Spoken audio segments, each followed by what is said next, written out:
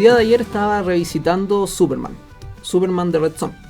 Este cómic de Mark Millar, que sale hace un montón de años, pero en él una cosa interesante es que Superman, el hombre de acero, cae en la Unión Soviética.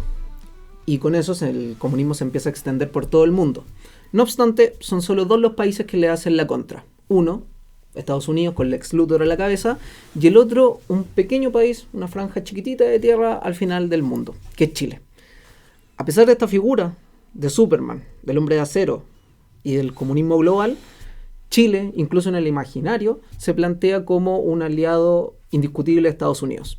En ese sentido, quiero hablar hoy con Hugo Harvey, especialista, doctor en estudios americanos, mención en estudios internacionales por la Universidad de Santiago de Chile, licenciado en educación por la Universidad Católica del Norte, licenciado y magíster en ciencias militares por la Academia de Guerra del Ejército de Chile, oficial del Ejército en retiro, con especialidad en Estado Mayor y profesor en geopolítica. Escritor del recién publicado Pueden ganar una isla, pero perderán un continente, sobre la crisis de República Dominicana y la figura de Eduardo Frei Montalva al respecto, publicado recién este año 2025, esposo, padre, académico de la Universidad de las Américas y fanático del humor británico. Hola Hugo, ¿cómo estás? Hola Matías, muchas gracias por la invitación en primer lugar, y en segundo lugar me gustaría felicitarte por esta iniciativa que viene a acercar un poco y hacer en fácil o explicar en fácil temas que a veces resultan tan complejos y tan áridos. Muchas gracias. Partiendo por algo más bien teórico o de definiciones, cuando hablamos de una crisis internacional, ¿qué entendemos o qué se entiende en la academia, qué se entiende también en el mundo del ejército cuando se habla de una crisis internacional? Claro. ¿Se habla ya de que pasa a lo físico, como esta idea del hard power, como una intervención militar, o no?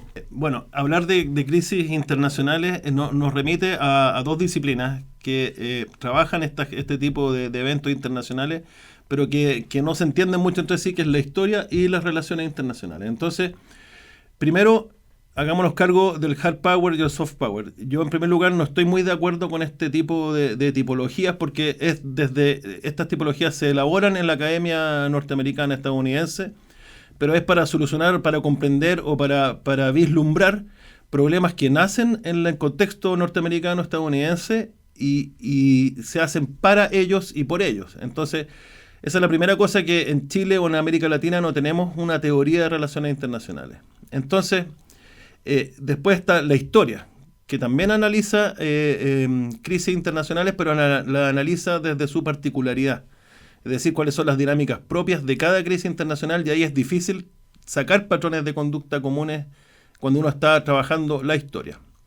Con el profesor Cristian Medina, que es tan conocido tuyo, nosotros trabajamos desde el caso Honecker una tipología de crisis especial. Y esas crisis especiales las denominamos crisis diplomáticas asimétricas.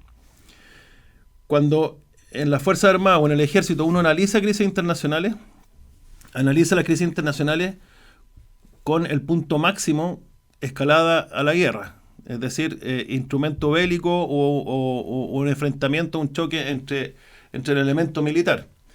Pero hay algunas crisis internacionales que son crisis entre un país muy pequeño, muy débil, y un país que es mucho más fuerte. Y si en esas crisis internacionales no hay intereses vitales en juego, la guerra o el instrumento bélico no es una opción. Entonces ahora, bajándolo al tema de Chile, cuando Chile se ha enfrentado con Estados Unidos y no han habido intereses vitales en juego, estas crisis internacionales es imposible que vaya a haber un ataque de Estados Unidos hacia Chile. Por una serie de razones, pero principalmente porque no están los intereses vitales en la mesa. Entonces, el máximo que se puede escalar este tipo de crisis es sanciones económicas o aislamiento internacional. Y así ha pasado en el tema de Chile en contra de Estados Unidos el año 65 por el tema de República Dominicana. Así, al parecer, porque son hipótesis que yo he ido trabajando, surgió el tema de la uva envenenada en 1989, hubo advertencias a Pinochet y no las escuchó en su momento, y vino la crisis envenenada. Así también ocurrió el año 2003, cuando Lagos no apoyó la invasión de Estados Unidos a Irak, donde sí estuvo la coerción de aplicar una sanción de tipo económico en términos de no firmar el Tratado de Libre Comercio. Entonces, volviendo al punto, puede haber hard power, creo yo, con la aplicación de sanciones económicas. Eso no significa que sea más suave. Y también puede haber uso del instrumento militar, pero de manera mucho más suave, como por ejemplo pasó con la invasión de Estados Unidos a República Dominicana. Entonces, esas son como las tensiones que existen entre estas dos disciplinas y que una se necesita con la otra. Y lo otro, también hay que tener ojo que en relaciones internacionales sucede mucho en que hay una cosa que Feyerabend decía, el anarquismo epistemológico, en que Estados Unidos inventa etiquetas a veces, inventa teorías, inventa algún tipo de términos que se ocupan por un tiempo y después caen en desuso. Pero lo principal es creo yo, que es analizar la historia, cuáles han sido los eventos, las dinámicas, y a eso no dejarlo con nombres, sino que analizarlo tal como son. Claro, y analizarlo también, como tú dices, en su contexto, porque no es lo mismo dos países en igualdad de condiciones o dos países hegemónicos enfrentándose que cuando hay esta asimetría de poder de la cual tú hablas. Respecto a eso mismo, y bueno, ya lo adelantaste, pero yendo un poquito a lo que fue tu último libro sobre la postura de Eduardo Frei y el gobierno chileno encabezado por él en su momento contra la intervención de Estados Unidos en República Dominicana, el comportamiento que tuvo Eduardo Frei como cabeza de este gobierno y el gobierno chileno en general en su momento, ¿respondía, tú crees, a la costumbre o a la tradición legalista chilena y de respeto a las relaciones internacionales y de la relación histórica que habíamos tenido con Estados Unidos, o más bien no? Claro. Es interesante bueno, si no habría escrito el libro, pero es interesante porque efectivamente Chile siguió la tradición chilena del respeto al derecho internacional, del respeto a los principios de la intervención, de autodeterminación de los pueblos. También su adscripción al sistema interamericano, pero con las críticas propias que le había hecho Frei Montalva desde su época de parlamentario. Lo especial que tiene esto es que fue inesperado el rechazo que tuvo Chile hacia la invasión de Estados Unidos a República Dominicana. ¿Por qué? En 1961 y ya en los 60, el Departamento de Estado de Estados Unidos empezó a actualizar sus apreciaciones de situación respecto a la amenaza comunista de América Latina. Dentro de esas apreciaciones de situación se señalaba que ya el comunismo no iba a llegar a América Latina desde Europa, sino que iban a ser de manera espontánea casi desde el descontento social. Por lo tanto, ya desde el gobierno de Eisenhower empezaron a crearse algunos planes de ayuda hacia América Latina, pero con la asunción de Kennedy en el 61 se creó lo que se denominó la Alianza para el Progreso, que era un plan de ayuda masivo, público-privado, donde iban a llegar una serie de fondos para crear ciertas reformas estructurales y económicas en América Latina. Chile fue uno de los principales beneficiarios de este plan y el principal beneficiario per cápita. De hecho, una de las reformas que estaba como requisito para recibir estos fondos era la reforma agraria, y ahí está la reforma agraria de Alessandri, que se le denominó la reforma Macitero por lo modesta que fue, por lo tímida que fue. Pero ya después se empezaron a hacer una serie de reformas con Frei Montalva. ¿Cuál es el hecho aquí? Es que Frei Montalva, con Radomiro Tomic y toda la democracia cristiana, y esto se refleja en sus discursos, en sus entrevistas, pero también en la revista Mensaje, empezó a asimilar su futuro plan de gobierno y todo el discurso de la democracia cristiana a los ideales de la Alianza para el Progreso. De hecho, fueron Tomic con Frei Montalva el año 62 a Estados Unidos en una gira por distintas universidades, y ahí empezaron a decir que ellos eran la opción. Entonces, cuando Estados Unidos trató de bloquear la elección de Allende en las elecciones del 64, eligió a la democracia cristiana y no a la derecha como aquellos que eran los más propicios para bloquear el ascenso de Allende, y destinó muchos fondos a la campaña presidencial de Eduardo Frei Montalva, y esto está muy documentado en los informes de la Comisión Church. ¿Qué es lo que pasa? Que después Frei Montalva pidió de nuevo, o no Frei Montalva, sus asesores pidieron de nuevo más fondos para las parlamentarias del 65, donde la derecha quedó en su más mínima expresión. Esto que estoy señalando ha sido negado por distintos personeros de ese gobierno, especialmente en las entrevistas de Patricia Arancibia, Gabriel Valdés, Sergio Molina, Saldívar. Dicen que eso no es tan efectivo, pero está documentado. Por lo tanto, más que el hecho de haber seguido una tradición, fue el hecho de hacer lo contrario de lo que esperaba Estados Unidos. Y esto fue, desde mi punto de vista, sumamente importante, sumamente épico, porque se expusieron a una serie de sanciones o de rebajas en los planes de ayuda de la Alianza para el Progreso. Esto es una mezcla, eso sí, entre respeto a los principios y el no haber escuchado las advertencias que se le hicieron, porque lo que hace también este caso interesante de analizar son todas las amenazas que se le hicieron a Chile de continuar con su actitud de condena a la invasión de Estados Unidos a República Dominicana. Es decir, a Radomiro Tomic, que era embajador de Chile en Estados Unidos, se le presentó primero al encargado del escritorio Chile-Bolivia a decirle que por favor dejaran de molestar a Estados Unidos. Porque Chile llamó a la 10ª reunión de consulta a la OEA para condenar esta invasión. Entonces tomó como un cierto liderazgo en América Latina. Después fue el subsecretario de Estado para Asuntos Americanos a decirle lo mismo a Radomiro Tomic. Y después, la noche que se estaba votando la formación de la Fuerza de Paz de la OEA, fue el propio secretario de Estado a decirle eso. Esos 3 eventos Radomiro Tomic los analiza y después los informa. Cuando de mi punto de vista lo importante es primero informar y después analizar, porque el hecho queda relegado a segundo plano. Y ahí yo creo que Radomiro Tomic se equivocó en el análisis y eso llevó a que Chile fuese mucho más enérgico en la condena a Estados Unidos por este hecho de República Dominicana, porque de cierta forma no atendió la advertencia. Entiendo. Y en ese sentido, y hablando un poquito de esta construcción de imaginario de la cual hablaba en el principio, ¿es Chile ese aliado indiscutible, indisoluble y que siempre está para Estados Unidos o no es tan así según tu estudio, sobre todo pensando como en el siglo XX, las primeras décadas del siglo XXI, que sé que ya ha ahondado en ello? Bueno, yo me he especializado y lo que he investigado, pero a fondo, es la década de los 60. De hecho, hay un artículo publicado en Parameters, que es la revista del Army War College de Estados Unidos, que se llama Allies, Partners or Puppets, Chilean and U.S. Armies, 1961-1969. Me hago la misma pregunta. ¿Aliados, compañeros o marionetas de Estados Unidos?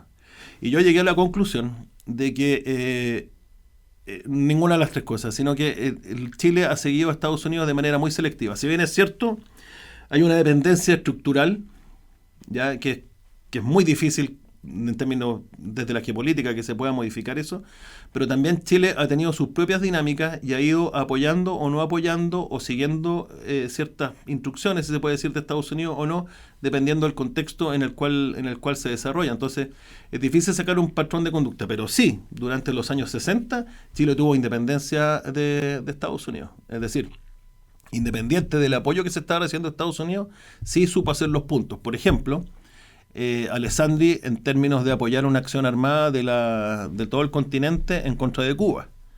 Alessandri no estuvo de acuerdo y eso le pareció muy extraño a Estados Unidos y está en los informes. Después el tema de República Dominicana, lo mismo, tuvo su independencia Chile. Y ahora, lo que es más interesante es que las Fuerzas Armadas o los intercambios militares entre Chile y Estados Unidos siguieron perfectamente los vaivenes y los desencuentros entre las relaciones entre Chile y Estados Unidos. Es decir, las Fuerzas Armadas no hacían intercambios desde su interés, sino que siempre tenía la venia del poder político, era autorizado por el poder político y tenía una justificación política. De hecho, en el discurso, Frei Montalva se iba alejando de Estados Unidos en términos políticos civiles, pero en términos militares fue aumentando exponencialmente el intercambio. Entiendo. Y pensando en otro contexto, pensando un poquito en la dictadura, que también se ha asociado mucho la figura de Pinochet con Estados Unidos, a pesar de que todos sabemos que hay sobre todo la explosión en Washington del auto, como hay una serie de roces importantes.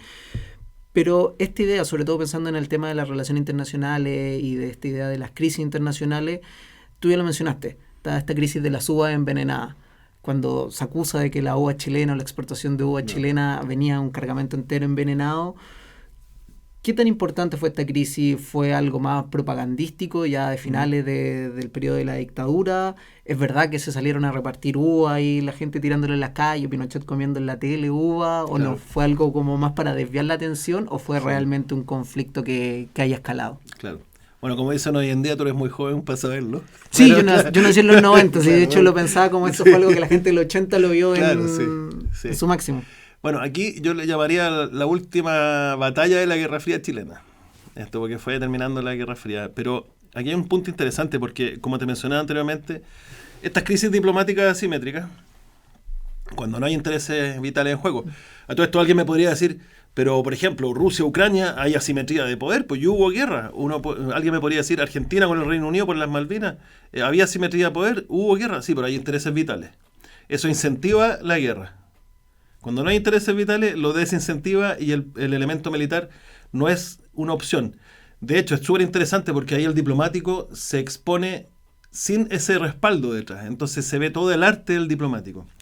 Pero lo otro interesante de estas crisis diplomáticas asimétricas es que como no va a haber guerra,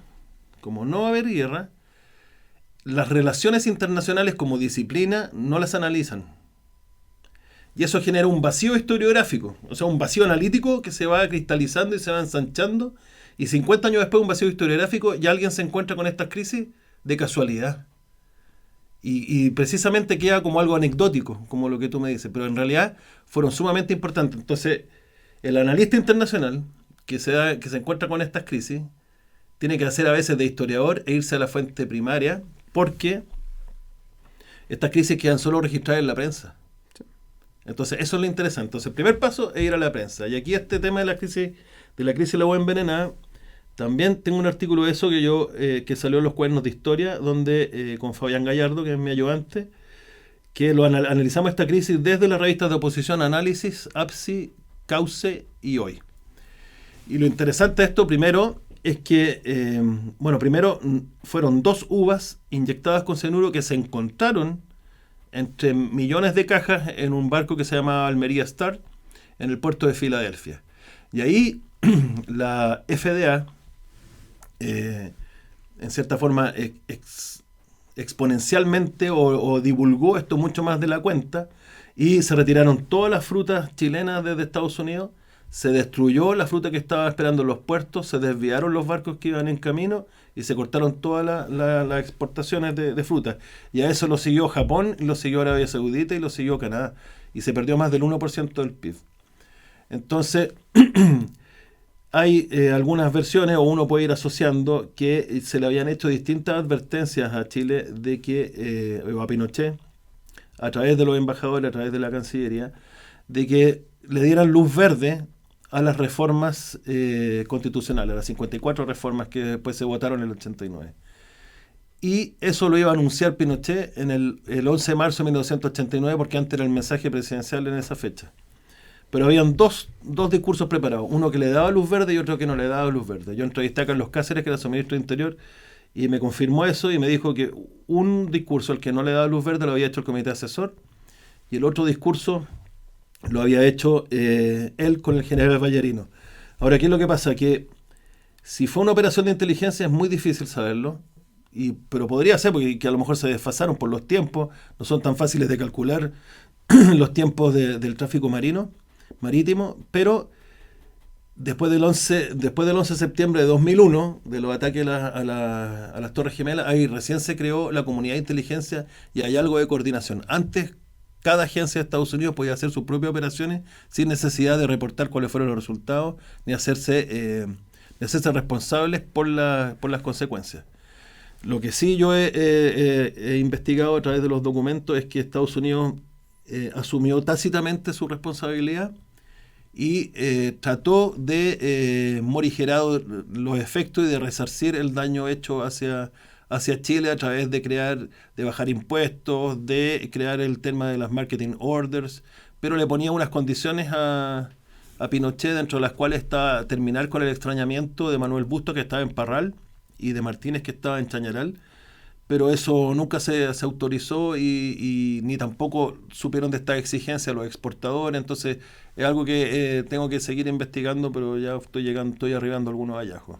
Pero interesante igual como saber que Estados Unidos de cierta manera, no oficialmente, pero de cierta manera a través de la documentación se entiende que reconoce esta suerte de error o haber masificado o magnificado tanto una noticia o un evento tal vez aislado que llega a repercutir, como tú dices, pues en el 1% del PIB de un país, o sea, igual es significativo. No, y efectivamente, o sea, si Estados Unidos intentó dañar a Pinochet, terminó dañando a Elwin y los primeros años del gobierno de Frei, porque las repercusiones se vieron más o menos hasta el año 95, y hasta el año 95 habían comisiones de ambos países donde Estados Unidos exigía cambiar alguna infraestructura de los puertos, y eso lo hacía Chile pensando que Estados Unidos finalmente iba a indemnizar a Chile, y eso no sucedió. Eso también es algo que es una investigación en curso. Que está ahí en veremos. Sí. Trayéndote ahora a la transición a la democracia, esta vuelta a la democracia de los 90 en adelante, otro episodio que también ya lo señalaste en principio, pero otro episodio bien anecdótico es el de Ricardo Lagos, y no me refiero al del dedo, claro, no, en la televisión, Correa, sino Ricardo Lagos cuando se opone o manifiesta su oposición respecto a la invasión que está llevando Estados Unidos precisamente en Irak. Al respecto, ¿esta oposición de Lagos fue realmente una crisis entre ambos países? ¿Marcó un punto de quiebre en las relaciones internacionales Chile-Estados Unidos? ¿O fue más bien nuevamente una especie de instrumento propagandístico, desviar la atención? ¿Cómo entendemos no de Lagos? Bueno, dentro de este artículo que te conté yo que hicimos con Cristian Medina, de la crisis diplomática asimétrica, nosotros hicimos una crisis y la graduamos en distintas etapas. Hay una etapa de advertencia, otra etapa de diferencia, otra etapa de amenaza y otra etapa de la sanción económica, y cada una tiene subfases. Entonces, eso te permite, digamos, asociar en qué fase de la crisis, o si pudo haber sido una crisis o no. Por ejemplo, cuando Sebastián Piñera iba a viajar a China, la semana antes que viajara a China, viajó a Chile Mike Pompeo, el secretario de Estado de Trump I. Y tuvo un par de reuniones con Piñera, pero lo principal era porque venía a un seminario. Y después de eso se cambió la agenda de Piñera, ya no iba a la filial más importante de Huawei, sino que y también iba a otra empresa, y se cambió la agenda. Yo creo que eso pudo haber sido una crisis diplomática asimétrica si es que hubiese desoído Piñera esa advertencia. En este caso, con el no de Lagos, quien ha escrito sobre esto es Cristóbal Bywaters, y también Gonzalo Montaner, que Bywaters está en la Chile, Montaner es periodista y doctor de la idea, han escrito sobre esto, y viendo después, analizando la prensa, que es lo primero que yo analizo cuando veo estas crisis diplomáticas asimétricas, pude darme cuenta de algunas cosas que lo dice Bywaters, pero hay cierto mito en esto de Lagos y el no a Estados Unidos. En primer lugar, nunca se llegó a votar una resolución en el Consejo de Seguridad. Todos dicen que Chile votó en contra de Estados Unidos en el Consejo de Seguridad. No se votó nunca. Lo que pasó es que Bush hizo llamados por teléfonos a Lagos preguntándole que si en caso de presentar una resolución al Consejo de Seguridad contaría con el voto de Chile. Y ahí Lagos le dijo no votaría, y todo tiene que ser a través de Naciones Unidas. Entonces, está aquí el contrafactual. ¿Qué hubiese pasado si es que se presenta el proyecto de resolución? Quizás Chile hubiese votado a favor, porque ya con la presión ya ahí, o el hecho de tener que tomar una posición pública, o a lo mejor hubiese votado a favor. ¿Qué es lo que pasa? Que eso que hizo Lagos lo sabemos y lo vemos casi como con tintes de heroísmo, o como si fuese un hecho épico, pero también al analizar la prensa uno se puede dar cuenta que, paralelo a este tema de Irak, había ciertas crisis en la agenda doméstica. Estaban los colorines de la democracia cristiana que se fueron del gobierno, hubo varios cambios de gabinete, se habló del jarrón de Lagos por los problemas que habían en el gobierno, estaba la crisis del Mobgate, de Ferrocarriles del Estado, Inverlink, sobre sueldos. Entonces, desde mi punto de vista, se aprovechó la agenda internacional y exacerbar el no de Lagos para desviar la agenda doméstica. Ahora, con la gente viva y que participaron en eso, me lo van a negar de todas maneras, pero es una hipótesis que yo tengo y que vamos a ver si se puede comprobar o no, y si no, feliz de que se refute. Pero tan lejos de la realidad no creo que pueda estar, porque, bueno, una cosa es concreta, o sea, sabemos que con Lagos son los primeros casos y los primeros escándalos de corrupción tras la vuelta a la democracia, o sea, eso es parte de la historia y algo totalmente documentado. Ahora bien, trayéndote ya al presente, al Chile actual, y sin tratar de caer en polémica, en tendencia ni nada, porque yo sé que es algo que todavía no termina y por ende todavía no se puede cerrar el análisis del todo, pero entendiendo el gobierno del actual presidente, Gabriel Boric, ¿Cómo crees tú que ha sido la relación en materia diplomática, en materia de relaciones internacionales de Chile con Estados Unidos, sobre todo pensando en que hoy en día vivimos, bueno, hace un par de días se supone que se enfrió la situación, pero estamos viviendo el pleno conflicto entre Israel y Palestina en un momento muy álgido? ¿Cómo crees que se ha actuado en relación a esta materia? Claro. Bueno, es difícil, como tú dices, tratar de hacer un juicio de algo que está en desarrollo y algo que es tan contingente. Pero bajando un poco y manteniendo un poco la calma y analizando los hechos, yo lo que puedo visualizar es que el presidente no se hace asesorar por la Cancillería y que hay veces que toma decisiones sin la asesoría especializada.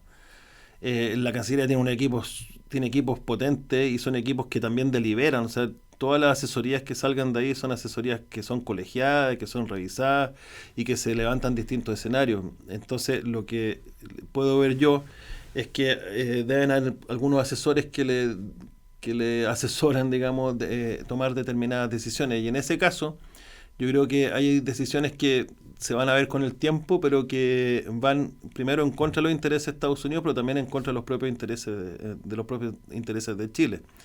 Es decir, a ver, si uno lo analiza desde una curva de la crisis diplomática simétrica, se podría ver que se le han hecho distintos llamados a Chile de que cambie su actitud. Por ejemplo, el tema de la visa waiver, de entregar más información, el hecho de asistir al BRICS, y así el hecho de generar tanta animadversión ante Israel, digamos, eso va generando algunos roces con Estados Unidos. Yo creo que Chile puede hacer el punto de respeto al derecho internacional siguiendo sus principios, pero siendo realista. Primero, tomando en conciencia la ubicación que tiene Chile y la dependencia que tiene de Estados Unidos. Entonces, por ejemplo, me estoy imaginando yo y haciendo la analogía con otros hechos, que llame el secretario de Estado, Marco Rubio, el presidente de Chile, quiere decir que necesita hablar con él en primer lugar, no va a ser para conversar. Pero en segundo lugar hay que considerar de que el embajador de Chile en Estados Unidos participó en la campaña de Kamala Harris. O sea, participando en política contingente doméstica, y eso seguramente no les pareció a Estados Unidos, y a lo mejor no es un interlocutor válido para decirle ciertas cosas, o no confían en el canal de comunicación y necesitaban entregarle un mensaje directo al presidente. Entonces el presidente en su momento dijo que estaba ocupado, pero después dijo que él se entendía con otros presidentes, y no con secretarios de Estado. Sin embargo, fue al BRICS, y en el BRICS estaban todos los reemplazantes. Entonces ahí se generan esas dicotomías que hay veces que hay que dejar que la Cancillería haga lo propio porque es una de las pocas políticas de Estado que hay en Chile. Pero lo otro que es sumamente complejo, creo yo, es que esto también puede afectar a la defensa. Aquí es importante que las decisiones se tomen considerando a defensa y política exterior.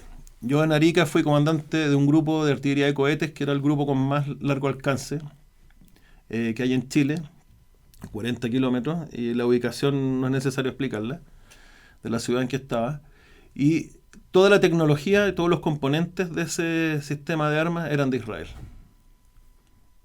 Los sistemas de posicionamiento global, la cartografía digital, los cohetes, salvo el camión, que es un camión Mercedes-Benz alemán, el resto, todos los componentes son israelitas. Y la munición, hay mucha munición, y esa munición se le hace un mantenimiento, y ese mantenimiento venía en equipos de israelitas a Chile. Entonces eso uno lo empieza a multiplicar por varios sistemas de armamento que tiene Chile, y te genera un escenario que es complejo y que no solamente lo vemos nosotros, sino que lo ven los países limítrofes a Chile. Es más, Bolivia está comprando armamento iraní, y ese armamento iraní se está ocupando en contra de Israel, y la defensa que está siendo efectiva la está haciendo Israel. Entonces, ¿cómo después nosotros podríamos defendernos de ese sistema de armas de Irán?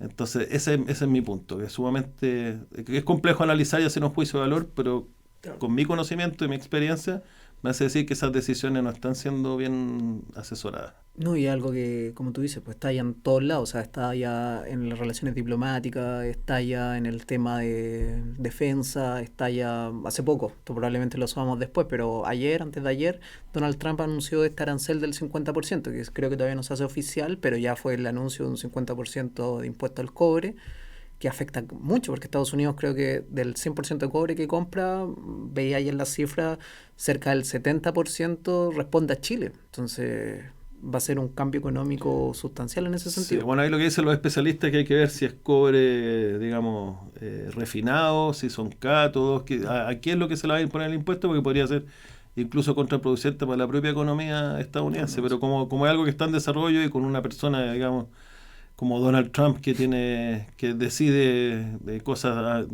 por Twitter, desde el estómago, digamos, y en base a relatos personales, es sumamente difícil saber algo. Por eso es que es interesante que la Cancillería o los asesores de los presidentes, no solamente tomen decisiones con base histórica, de saber cuáles son los patrones de conducta que ha tenido Estados Unidos, porque no va a ser exactamente lo que va a hacer Estados Unidos, pero me da ciertas opciones y me reduce la incertidumbre. En este periodo que estamos, que va de la mano con el cambio de orden internacional, es sumamente complejo cómo tomar decisiones en este contexto, sobre todo si Chile es dependiente de Estados Unidos y de China.